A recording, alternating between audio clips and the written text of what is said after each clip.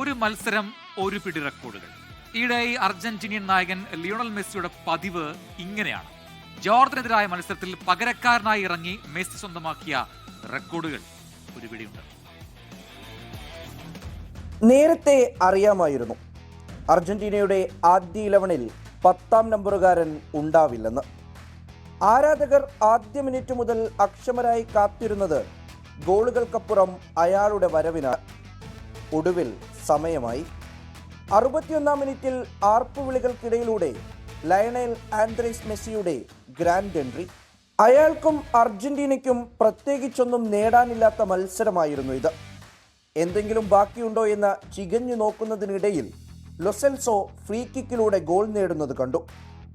അപ്പോഴാകും ഓർത്തത്, തൻ്റെ പ്രിയപ്പെട്ട ഫ്രീ കിക്ക് ഗോൾ ഈ ലോകകപ്പിൽ അടിച്ചിട്ടില്ല. 80-ാം മിനിറ്റ് ഇടംകാൽ ഷോട്ട്.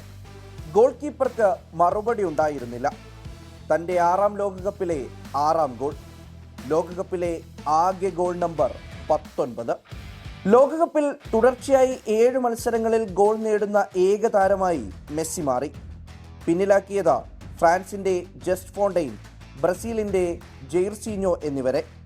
ഖത്തറിൽ പ്രീ ക്വാർട്ടർ പോരിൽ ഓസ്ട്രേലിയക്കെതിരെ തുടങ്ങിയതാണ്.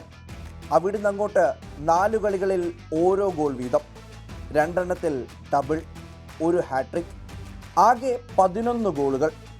ലോകകപ്പിൽ ബോക്സിന് പുറത്തു നിന്ന് കൂടുതൽ ഗോൾ നേടുന്ന താരം, ഏറ്റവും കൂടുതൽ മത്സരങ്ങൾ ജയിക്കുന്ന താരം എന്നീ റെക്കോർഡുകളും ഇനി മെസ്സിക്ക് സ്വന്തം. ഗോൾഡൻ ബൂട്ട് റേസിൽ 2 ഗോൾ അകലെ മുന്നിൽ ഇരിപ്പിടമുറപ്പിച്ചാണ് മെസ്സി ഗ്രൂപ്പ് സ്റ്റേജ് അവസാനിപ്പിച്ചത്. ഓരോ കളിയിലും തിരുത്താവുന്ന റെക്കോർഡുകളൊക്കെ വെട്ടിമാറ്റിയിട്ടുണ്ട്.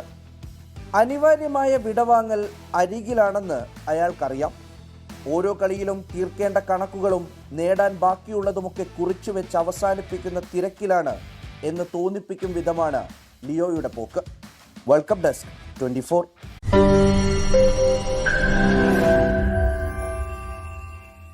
ലോകത്തെവിടെയായാലും ഏത് സമയത്തും 24 വാർത്തകളും ഓഗ്മെന്റഡ് റിയാലിറ്റി പാക്കേജുകളും എക്സ്പ്ലെയിനറുകളും വിശദമായി കാണാൻ ഞങ്ങളുടെ യൂട്യൂബ് ചാനൽ നിങ്ങൾക്ക് സബ്സ്ക്രൈബ് ചെയ്യാം.